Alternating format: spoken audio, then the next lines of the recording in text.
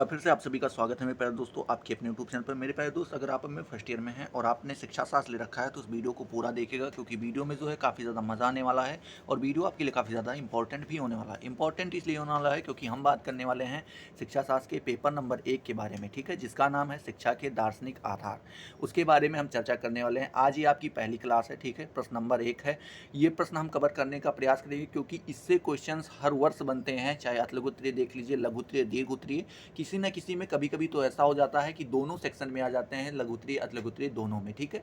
लेकिन हम क्या करेंगे, इसको अच्छे से पढ़ने का प्रयास करेंगे, समझने का प्रयास करेंगे, रटना बिल्कुल नहीं है। वीडियो को शुरू से लेकर अंत तक देखना है और खटाखट सेशन को शेयर कर दो। जितने भी लोग देख रहे हो सभी लोग अपने सेशन को जो है अपने सहपाठियों के साथ शेयर करो। और अभी तक अगर आपने चैनल को सब्सक्राइब नहीं किया तो सब्सक्राइब करके बेल वाले आइकन को जरूर प्रेस कर दो। चलिए वीडियो को स्टार्ट करते हैं। बात करें यहाँ से आपका प्रश्न कैसे बन सकता है, जैसे पूछ रहा है शिक्षा दर्शन का अर्थ आपको बताना है, उसकी प्रकृति के बारे में बताना है, विषय क्षेत्र की समीक्षा भी यहाँ पे करनी है, ठीक है। और थोड़ा अगर प्रश्न घुमा के पूछना चाहे तो ये पूछ सकता है कि दर्शन से आप क्या मतलब से आपका क्या अभिप्राय है, ये पूछ सकता है। और उसके विषय क्षेत्र के बारे में भी आपसे पूछ सकता है। तो किसी भी प्रकार से आपका प्रश्न पूछे, चाहे शिक्षा दर्शन, चाहे दर्शन के बारे में, उसके क्षेत्र के बारे में, उसकी प्रकृति के बारे में, आपको जवाब यही देना होगा।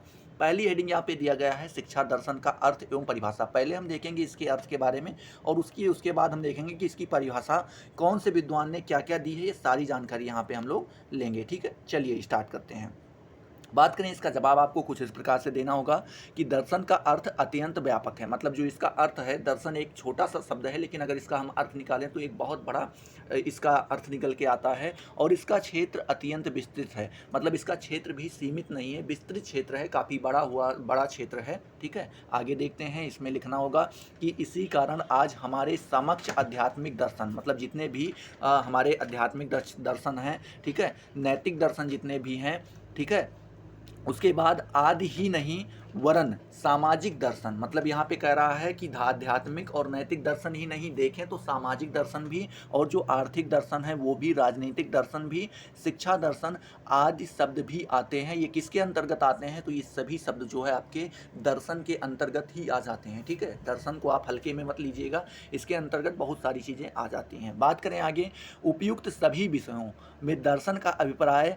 तत्संबंधी अंतिम ज्ञान से लगाया जाता है। मतलब कह रहे हैं यहाँ पे जितने भी दर्शन के बारे में बात किया गया है, इसमें सभी का अभिप्राय जो है, सभी का मतलब केवल इसी से निकाला जाता है कि अंतिम ज्ञान क्या होगा, उसी की जानकारी यहाँ पे दी जाती है। अब प्रश्न यह है कि शिक्षा दर्शन क्या है, ठीक है। प्रश्न क्या उठता है, अर्थ तो आप समझ ही गए होंगे। अब यह है कि शिक्षा दर्शन क्या है, मतलब इसका अर्थ अब हम लोग और विस्तृत में देखेंगे, ठीक है। चलिए देखते हैं।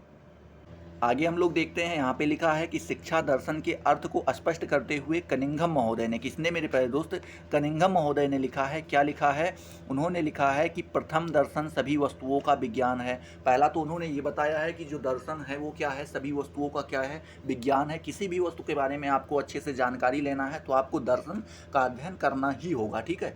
आगे लिखते हैं वो कि इस प्रकार शिक्षा दर्शन शिक्षा की समस्याओं को उसके सभी मुख्य पक्षों में देखता है। मतलब कह रहे हैं कि इस प्रकार से जो शिक्षा दर्शन है, और ये इसका काम यही है कि जितनी भी शिक्षा में समस्याएं उत्पन्न होती है, जैसे कोई भी टीचर है उसको पढ़ाने में जो समस्याएं आती हैं, बालक को समझने में जो समस्याएं आती हैं, इन सभी का निवारण कौन करता है, तो आपका शिक्षा दर्शन ही करता है, ठीक है। आगे आपको लिखना होगा कि दूसरी बात उन्होंने कहा है कि दर्शन सभी वस्तुओं को अंतिम तर्कों एवं कारणों के माध्यम से जानने का विज्ञान है। मतलब कह रहे हैं, दूसरी बात ये कह रहे हैं कि जो दर्शन है ये क्या करता है, जो सभी वस्तु हैं उनका जो अंतिम तर्क है, मतलब सभी प्रकार से जब आप तर्क कर ले जाएं तो जो आपका लास्ट स्टेटमेंट होता है, ठीक है, स्टेटमेंट होता है, जो कारणों के माध्यम से जाना जाता है, उसको जानने वाला क्या है, ये विज्ञान है, ठीक है। आगे आपको लिखना होगा इसीलिए भी शिक्षा दर्शन, क्या मेरे प्यारे दोस्त, इसीलिए भी शिक्षा दर्शन शिक्षा के क्षेत्र में गहनतर समस्याओं का समग्र रूप से अध्ययन करता है।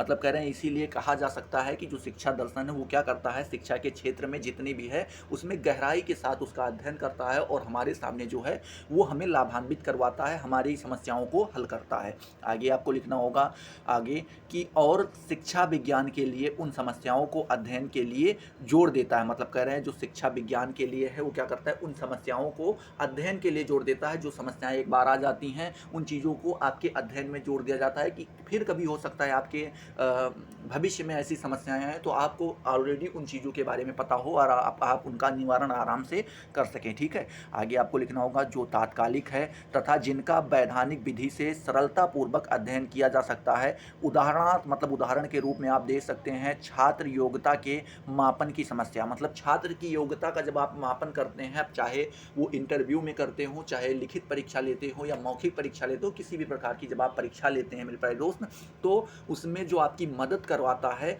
वो जो उसमें समस्याएं आती हैं उनका निवारण हम किसके द्वारा करते हैं, तो उसका निवारण हम शिक्षा दर्शन के द्वारा ही करते हैं। ठीक है, चलिए थोड़ा कभी कभी ऐसा मूड बन जाता है जैसे कथा बाँच रहे हो, तो उसी में जो है आप लोगों को आनंद लेते चलिए, बाकी सेशन को शेयर करते रहिए। ठीक है, और खटाखट लाइक कर दो वीडियो को अगर आपको समझ में आ रहा है, जिससे हमारा भी जो है क्या होता है उत्साह बढ़ता है और नए नए तरीक़ों से पढ़ाने का प्रयास करते हैं। कमेंट सेक्शन में ज़रूर बताते रहो वीडियो कैसा लग रहा है, अच्छा लग रहा है, नहीं लग रहा है, जैसा भी आपको लग रहा है। कमेंट इसीलिए है कि जो कुछ भी आपके मन में आ रहा हो वो आराम से आप बता सकते हैं। ठीक है, चलिए आगे आपको लिखना होगा कि अतः हम कह सकते हैं कि शिक्षा दर्शन दर्शन की भांति एक विषय है। मतलब ये कह रहे हैं कि इन सारी चीज़ों को पढ़ने के बाद अब हम इस निष्कर्ष पे आ चुके हैं कि जो शिक्षा दर्शन है इसको हम दर्शन शास्त्र के तरह ही एक विषय के रूप में कह सकते हैं। ठीक है, जो शिक्षा की गहन समस्याओं पर तर्कपूर्ण ढंग से विचार करता है। मतलब कह रहे हैं जो शिक्षा की गहन समस्याएं, मतलब जो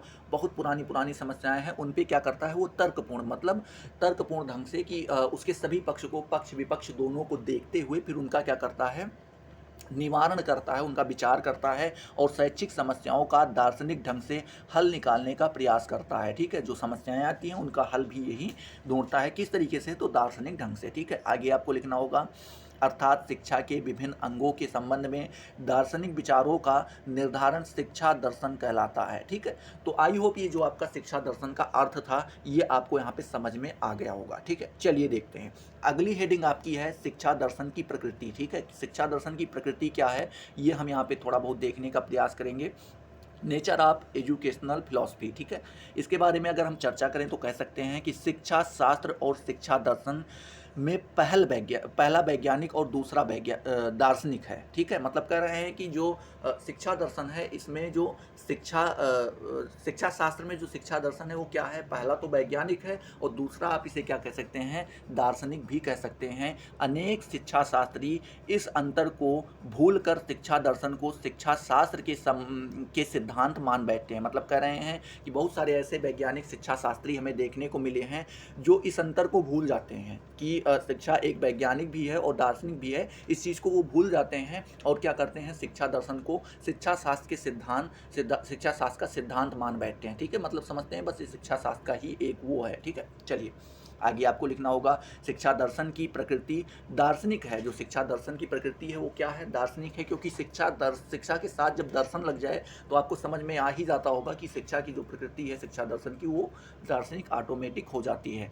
इस दार्शनिक प्रकृति को समझने के लिए दार्शनिक समस्याओं, दार्शनिक दृष्टिकोण और दार्शनिक विधि को जानना जरूरी है। मतलब यहाँ पे कह रहे हैं कि जो ये आपकी दार्शनिक प्रकृति है इनको अगर आप समझना चाहते हैं, शिक्षा दर्शन की जो दार्शनिक प्रकृति अगर इसको आप समझना चाहते हैं तो पहले क्या करना पड़ेगा, इसकी दार्शनिक समस्याओं को देखना पड़ेगा। आपका दृष्टिकोण दार्शनिक होना चाहिए और दार्शनिक विधि से ही इनको जानना जरूरी होगा, तभी आप इनके प्रकृति के बारे में जानकारी प्राप्त कर पाएंगे। ठीक है, आगे आप लिखेंगे शिक्षा दर्शन की प्रकृति उसके निम्नलिखित, क्या मेरे प्यारे दोस्त, निम्नलिखित 3 यहाँ पे हटा दिया गया है, मतलब यहाँ पे 3 पॉइंट्स में बताया गया है। ठीक है, चलिए देखते हैं पहला पॉइंट क्या है आपका। 1 मिनट, ये आपका कट गया है शायद यहाँ पे। ठीक है, तो ये आपकी जो हेडिंग है मेरे प्यारे दोस्त, यहाँ पे आप देख पा रहे हैं, यहाँ पे लिखा है समन्वयात्मक कार्य। ठीक है, ये आपकी हेडिंग है। इसमें हमको क्या पढ़ना रहता है तो हम देखते हैं यहाँ पे आपको पढ़ना रहेगा कि शिक्षा दर्शन विश्व दर्शन में मानव का स्थान निर्धारित करता है। मतलब कह रहे हैं कि जो ये आपका शिक्षा दर्शन है ये क्या करता है, जो विश्व का दर्शन है उसमें मानव का क्या स्थान है ये निर्धारित करता है। ठीक है, आगे आपको लिखना होगा विभिन्न दार्शनिकों ने अद्वैतवादी, द्वैतवादी तथा बहुत्ववादी विश्व दर्शन उपस्थित किए हैं। मतलब यहाँ पे कह रहे हैं कि अगर देखें तो यहाँ पे दार्शनिकों ने जो है वो अद्वैतवादी सिद्धांत, द्वैतवादी सिद्धांत, इन सारी चीज़ों के बारे में हम बृहद रूप से चर्चा करेंगे। स्पेशल इसी का एक वीडियो लेकर के आएंगे, ठीक है। उसको हम एक सरल रूप में आपको समझाने का प्रयास करेंगे। बहुत्ववादी के बारे में भी आपको बताया जाएगा। तो ये सारे क्या किए हैं उन्होंने, दर्शन, विश्व दर्शन उपस्थित किए हैं, ठीक है। आगे आपको लिखना होगा इस दार्शनिक अंतर, क्या मेरे प्यारे दोस्त, इस दार्शनिक अंतर से शिक्षा दर्शन में भी अंतर हो जाता है। तो ये जो आपका दार्शनिक अंतर है, इसके कारण आपको जो है शिक्षा दर्शन में भी अंतर देखने को मिल जाता है। थोड़ा कलर चेंज कर ले, हाँ चलिए। यहाँ पे कह रहा है कि उदाहरण के लिए बहुत्ववादी दर्शन, क्या मेरे प्यारे दोस्त, उदाहरण के लिए देखें तो बहुत्ववादी दर्शन में व्यक्ति की स्वतंत्रता पर विशेष जोर दिया गया है। मतलब यहाँ पे कहा गया है कि व्यक्ति को जो है क्या स्वतंत्र छोड़ देना चाहिए। ये आप जब पढ़ेंगे तो काफ़ी ज़्यादा आपको मज़ा आएगा, क्योंकि ये आपकी सोच से थोड़ा बहुत बिलोंग करता है, ये बहुत्ववादी है, ठीक है। तो इसको आप जब पढ़ेंगे, कभी क्लास लेंगे तो फिर काफ़ी ज़्यादा मज़ा आएगा। चलिए देखते हैं आगे। आपको लिखना होगा स्वाभाविक है इस प्रकार के शिक्षा दर्शन में जनतंत्रीय मूल्यों को विशेष महत्व दिया जाएगा। यहाँ पे कह रहे हैं जनतंत्रीय मूल्यों, मतलब यहाँ पे आप समझ पा रहे हैं ना, लैंग्वेज तो जब नहीं देखेंगे, जहाँ पे आपको लैंग्वेज नहीं समझ में आएगी उसको हम एक्सप्लेन करने का प्रयास करेंगे। और वीडियो ज़्यादा लंबा ना हो, इसलिए इसको थोड़ा बहुत हम स्पीड में खींचने का भी प्रयास करेंगे, ठीक है। चलिए आगे आपको लिखना होगा परिकल्पनात्मक कार्य में शिक्षा दर्शन के क्षेत्र में मिले हुए विभिन्न ज्ञान विज्ञान के निष्कर्षों को एक समन्वयात्मक पूर्ण में बांधता है, ठीक है। आगे आपको दूसरी हेडिंग डालनी होगी नियामक कार्य। क्या डालना होगा मेरे प्यारे दोस्त, नियामक कार्य। इसमें आपको लिखना होगा कि शिक्षा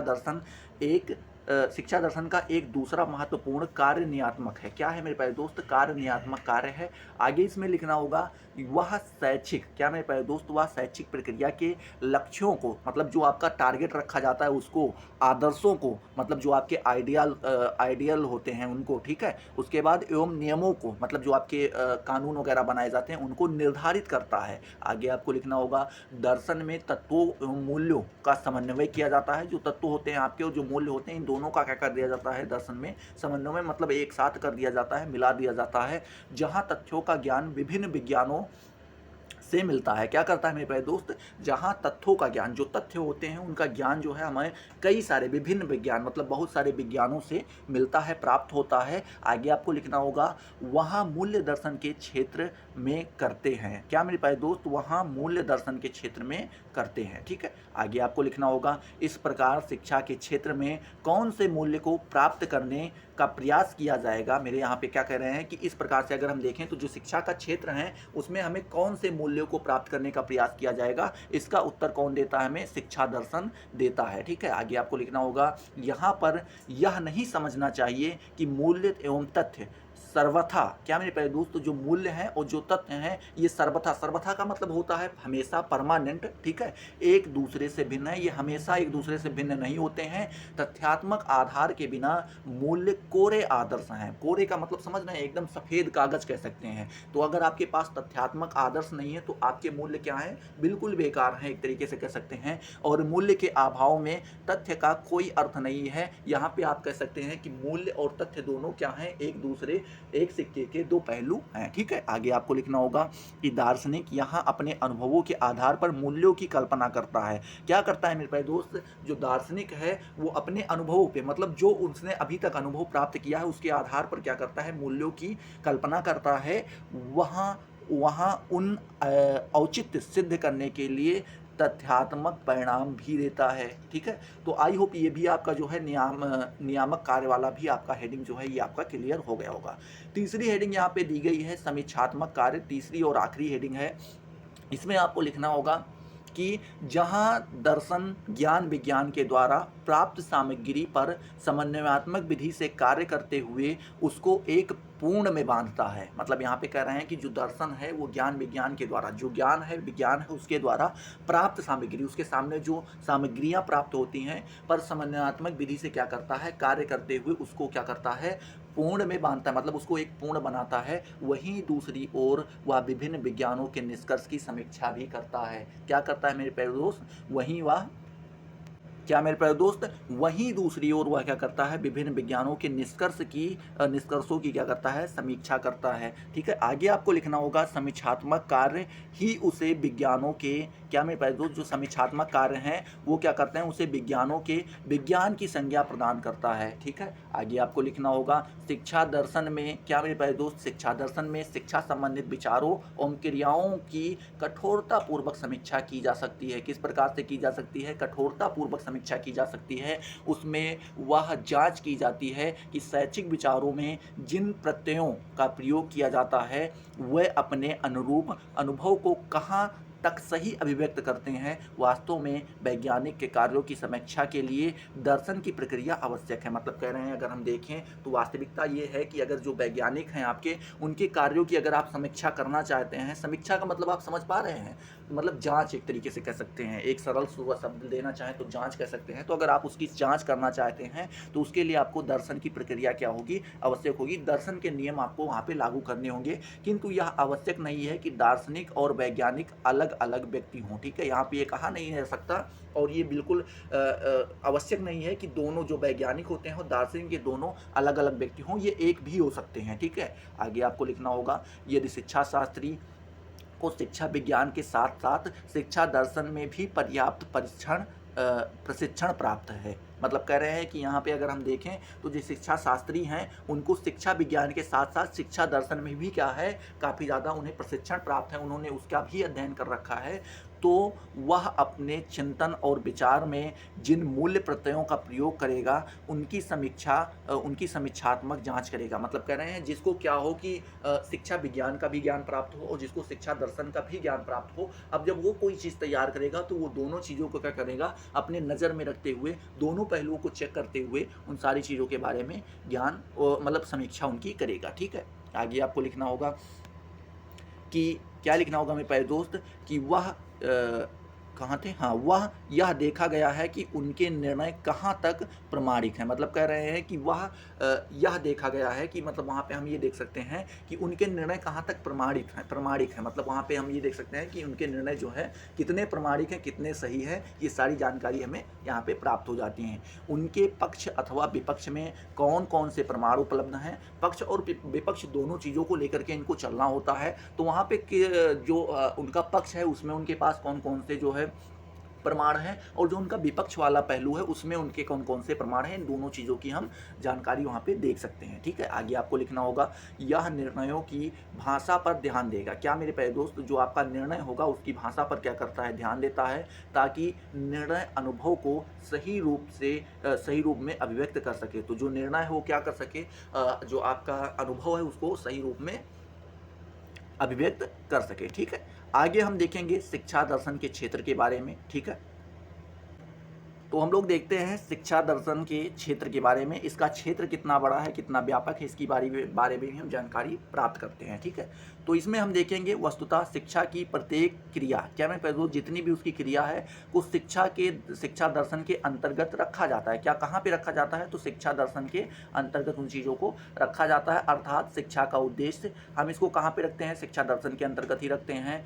अर्थ इसका वो भी शिक्षा दर्शन के अंतर्गत, शिक्षण विधि को भी, शिक्षक को भी, प्रशासन को भी, पर्यवेक्षण को भी, नियोजन को भी। ठीक है, और उसके बाद यहाँ पे परीक्षण विधि और शिक्षार्थी आदि अनेक कार्यों को शिक्षा दर्शन के क्षेत्र में ही सम्मिलित किया जा सकता है। ठीक है, किया जा सकता है। ठीक है, तो यहाँ पे आप कह सकते हैं, क्या कह सकते हैं, एक मिनट चेंज कर लें, हाँ ठीक है, तो आप यहाँ पे कह सकते हैं कि जो शिक्षा दर्शन का क्षेत्र है इसमें हमें कई सारी चीज़ें, जैसे शिक्षा के उद्देश्य के बारे में भी पढ़ना रहता है, अर्थ के बारे में, शिक्षण विधि के बारे में, शिक्षक के बारे में, प्रशासन के बारे में, पर्यवेक्षण के बारे में, ठीक है, विद्यार्थी के बारे में, परीक्षण विधि के बारे में, इन सारी विधियों के बारे में यहाँ पे आपको ज्ञान प्राप्त करना रहता है। ठीक है, चलिए आगे आपको लिखना होगा शिक्षा दर्शन का क्षेत्र शिक्षण, क्या मेरे प्यारे दोस्त, शिक्षा दर्शन का क्षेत्र शिक्षण, शिक्षण विधि शिक्षक तथा शिक्षार्थी का संबंध ही माना जा सकता है। मतलब कह रहे हैं यहाँ पे जो शिक्षा दर्शन का क्षेत्र, अगर हम मूलतः देखें तो ये कह सकते हैं कि शिक्षण मतलब हमें किस प्रकार से किसी को ज्ञान प्राप्त कराना है, शिक्षण मतलब कौन सा ज्ञान प्राप्त कराना है, शिक्षण विधि हमें किस प्रकार से ज्ञान प्राप्त कराना है, शिक्षक कौन ज्ञान प्राप्त कराएगा और शिक्षार्थी कौन ज्ञान प्राप्त करेगा, इन्हीं से हम इनका क्षेत्र मान सकते हैं। ठीक है, आगे आपको लिखना होगा शिक्षा के माध्यम से ही हम किसी भी देश के राष्ट्रीय चरित्र का निर्माण कर सकते हैं। मतलब हम शिक्षा के द्वारा ही किसी कोई भी देश है वहाँ की शिक्षा ही निर्धारित करती है कि उस देश का चरित्र कैसा होगा। ठीक है, आगे आपको लिखना होगा और इस शिक्षण के स्वरूप को निर्धारित करने में दर्शन का प्रमुख हाथ होता है। मतलब कह रहे हैं कि ये जो आपका शिक्षण का स्वरूप है इसको बनाने में, निर्धारित करने में किसका सबसे ज़्यादा हाथ रहता है, तो सबसे प्रमुख हाथ किसका रहता है, दर्शन का हाथ रहता है। ठीक है, आगे यहाँ पे आपको लिखना होगा संक्षेप में शिक्षा दर्शन की प्रमुख समस्याएं अथवा विक्षेप विषय निम्नलिखित हैं। यहाँ पे कह रहे हैं कुछ यहाँ पे समस्याएं और इसके विवेच्य विषय भी यहाँ पे बताए गए हैं। ठीक है, चलिए देखते हैं। पहली यहाँ पे हेडिंग दिया गया है शिक्षा का आदर्श। ठीक है, क्या दिया गया है, शिक्षा का आदर्श, आइडियल ऑफ एजुकेशन, इसके बारे में हम देखते हैं। तो यहाँ पे आपको लिखना होगा कि शिक्षा के आदर्शों अथवा उद्देश्यों पर विद्वानों क्या मेरे प्यारे दोस्त, विद्वानों में पर्याप्त मतभेद है। मतलब यहाँ पे जितने भी विद्वान हुए हैं सभी का एक तरीके का स्टेटमेंट नहीं रहा है, सभी का स्टेटमेंट अलग अलग रहा है, मतभेद सभी लोगों में पाया गया है।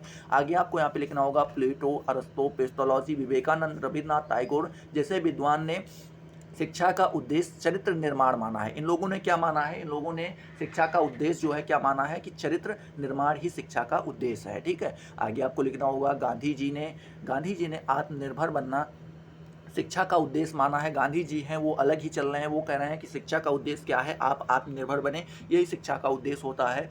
कुछ विद्वानों ने शिक्षा को दो उद्देश्यों, ठीक है, क्या सार्वभौम, दो उद्देश्यों सार्वभौम और विशिष्ट उद्देश्यों को वास्तविक माना है। कुछ ऐसे हैं जो मानते हैं कि कम से कम शिक्षा के दो उद्देश्य होते हैं, जबकि कुछ शिक्षावादियों ने शिक्षा के उद्देश्य को व्यक्तिगत एवं सामाजिक वर्गों में भी बांटा है। मतलब वो कहते हैं कि जो शिक्षा का उद्देश्य है आपका व्यक्तिगत और सामाजिक डेवलपमेंट भी शिक्षा का ही उद्देश्य होता है। आगे आपको लिखना होगा शिक्षा के चाहे जो भी या जितने भी आदर्श या उद्देश्य निर्धारित किए जाएं, यह विवेचना शिक्षा दार्शनिक के विश्व दर्शन पर आधारित होता है। यही कारण है कि विभिन्न दार्शनिकों ने शिक्षा के विभिन्न लक्ष्यों पर जोर दिया है। ठीक है, आगे आपको दूसरी हेडिंग लिखनी होगी, क्या लिखनी होगी, शैक्षिक मूल्य। ठीक है, क्या शैक्षिक मूल्य, एजुकेशनल वैल्यूज़ के बारे में यहाँ पे आपको बताना होगा। तो यहाँ पे आपको इसमें लिखना होगा कि यहाँ विज्ञान तथ्यों की विवेचना करता है। क्या करता है, यहाँ जो विज्ञान है वो क्या करता है, तथ्यों की विवेचना का मतलब वो उसके बारे में व्याख्या करता है।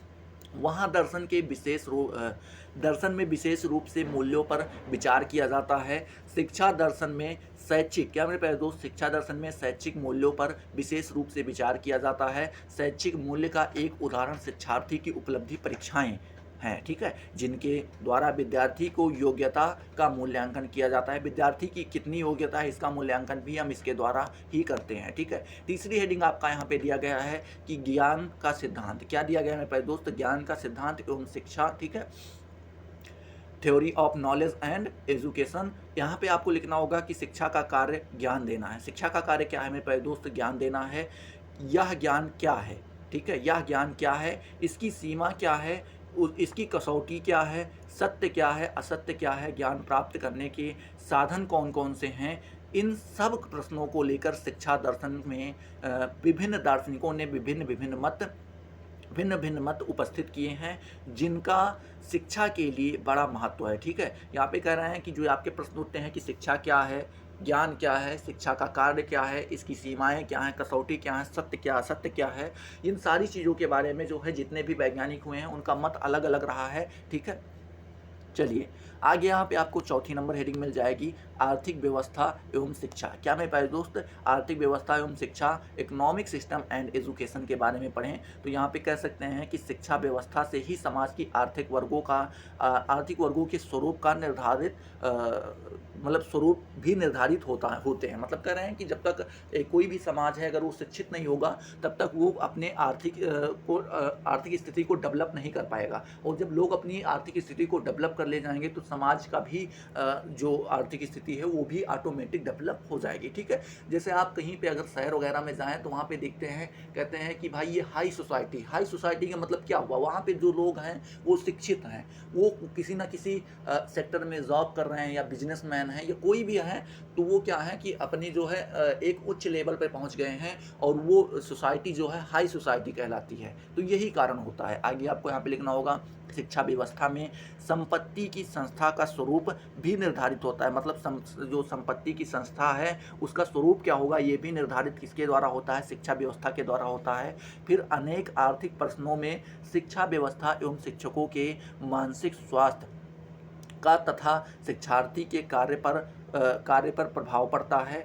ठीक है, आगे आपको लिखना होगा, इस प्रकार स्पष्ट है कि विभिन्न प्रकार के आर्थिक विचारों से शिक्षा दर्शन में व्यापक अंतर देखा जा सकता है। आधुनिक काल में पूंजीवादी और साम्यवादी, क्या मेरे प्यारे दोस्त, पूंजीवादी और साम्यवादी समाजों में विभिन्न आर्थिक दर्शनों के कारण भिन्न भिन्न शिक्षा दर्शन उपस्थित किए गए हैं। ठीक है, 5वीं नंबर हेडिंग यहाँ पे दी गई है, विद्यालय में शिक्षक का स्थान। क्या दिया गया है मेरे प्यारे दोस्त, विद्यालय में शिक्षक का स्थान यहाँ पे बताया गया है। इसमें आपको लिखना होगा कि शिक्षा दर्शन की एक समस्या यह है कि विद्यालय में शिक्षा व्यवस्था में क्या स्थान है। जो यहाँ पे कह रहे हैं कि विद्यालय में जो शिक्षा व्यवस्था है उसका क्या स्थान है यहाँ पे हमें बताना है।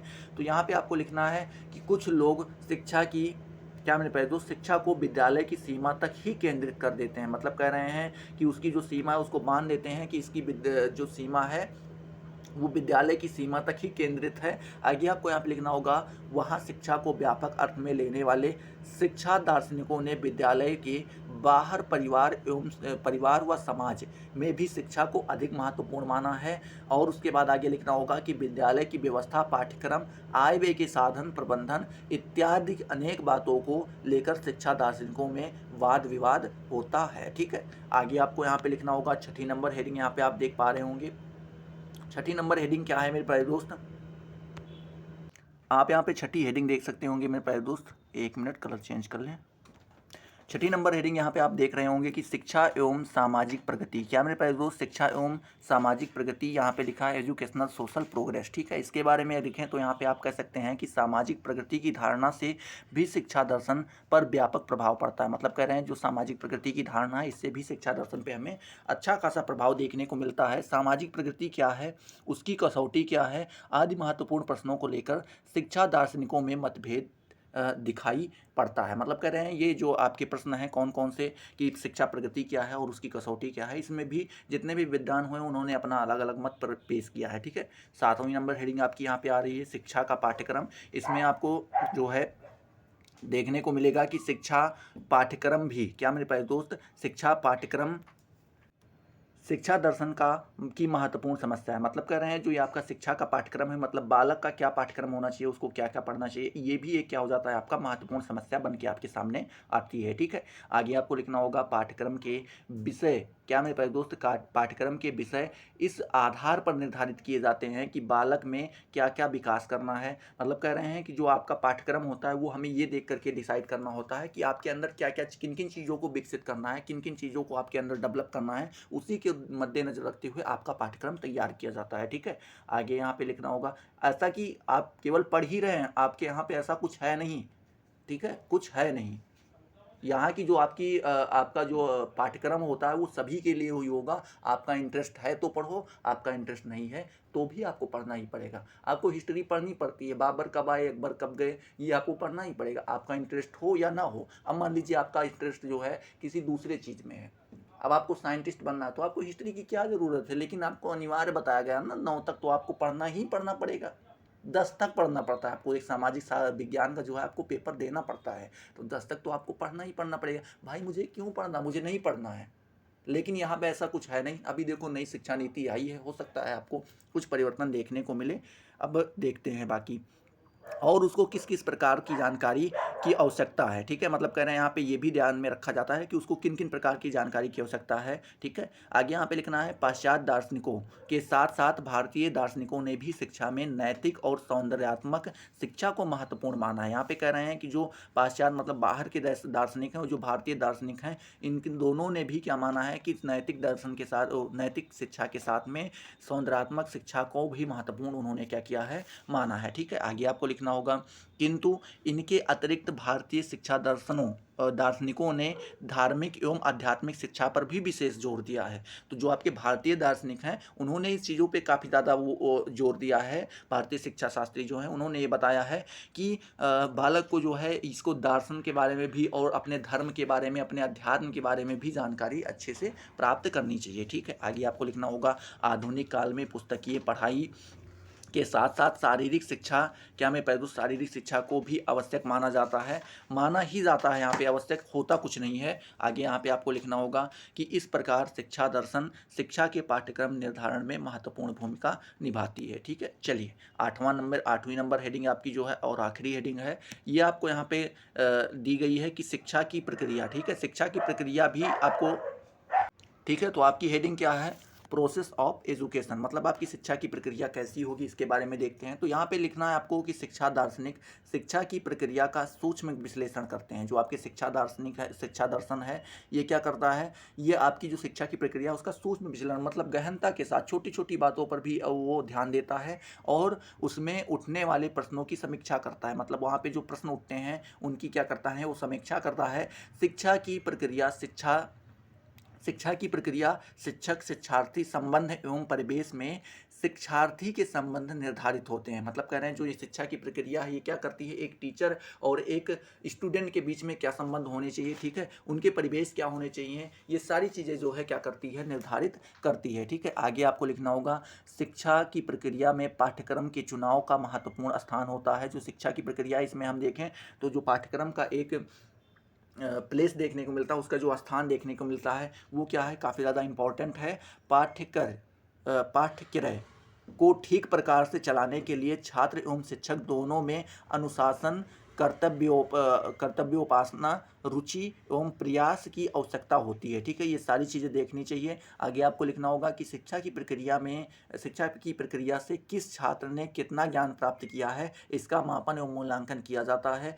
शिक्षा प्रक्रिया से यह भी मालूम होता है कि कोई भी शिक्षा प्रणाली किसी विशेष वर्ग के छात्र के लिए नहीं कहाँ तक उचित है, ठीक है। सॉरी यहाँ पे नहीं, खुद से लगा दी, छात्रों के लिए कहाँ तक उचित है ये भी यहाँ पे देखा जाता है। आगे यहाँ पे आपको लिखना होगा कि शिक्षा प्रक्रिया में अनुशासन विधा पर भी विचार किया जाता है। कुछ शिक्षा दार्शनिक, क्या मेरे प्यारे दोस्त, कुछ शिक्षा दार्शनिक दंड देने के पक्ष में होते हैं क्या मेरे दोस्त, ये दंड देने के पक्ष में, मतलब कह रहे हैं कि अगर कोई किसी बच्चे को आपने वर्क दिया, वो वर्क नहीं करके आया तो आप उसको क्या करें, उसको दंड दें, प्रताड़ित करें। कुछ लोग ऐसे भी हैं और कुछ लोग ऐसे हैं जो दंड के एकदम खिलाफ होते हैं। तो कुछ स्वतंत्रता देने के पक्ष में, मतलब वो कहना है कि स्वतंत्र छोड़ दो, बालक खुद से सीख लेगा, उसके जब खुद समझ में आ जाएगा तो वो खुद से उन चीज़ों को सुधार लेगा। कुछ लोग ये मानते हैं, ठीक है। चलिए, जो ये मानते हैं वो काफ़ी ज़्यादा अच्छे हैं, जो दंड वाले हैं वो तो भाई पूछो ही मत।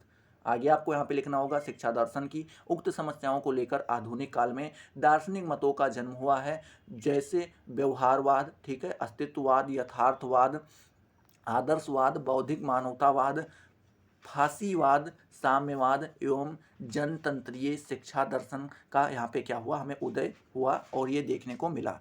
आगे देखते हैं, आज शिक्षा दार्शनिकों में शिक्षा क्षेत्र की अनेक समस्याओं को लेकर विवाद चल रहा है। अभी बहुत सारी समस्याएं हैं जिनको लेकर के जो शिक्षा दार्शनिक हैं उनके क्या विवाद देखने को मिल रहे हैं। जैसे शिक्षा व्यवस्था पर राज्य का अधिकार, ये एक विवाद का समस्या बना हुआ है। शिक्षा में आर्थिक मूल्यों एवं नैतिक मूल्यों का महत्व, ये भी एक विवाद बना हुआ है।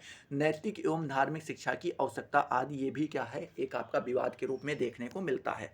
तो आई होप ये सारी चीज़ें आपको क्लियर हुई होंगी। अगर क्लियर हुई तो फटाफट वीडियो को लाइक करो, अपने दोस्तों के साथ शेयर करो। अभी तक अगर आपने चैनल को सब्सक्राइब नहीं किया तो सब्सक्राइब करके बेल वाले आइकन को जरूर प्रेस कर दो, ठीक है। चलिए अगली वीडियो में मिलते हैं नए जोश नए टॉपिक के साथ। तब तक के लिए जय हिंद, जय भारत।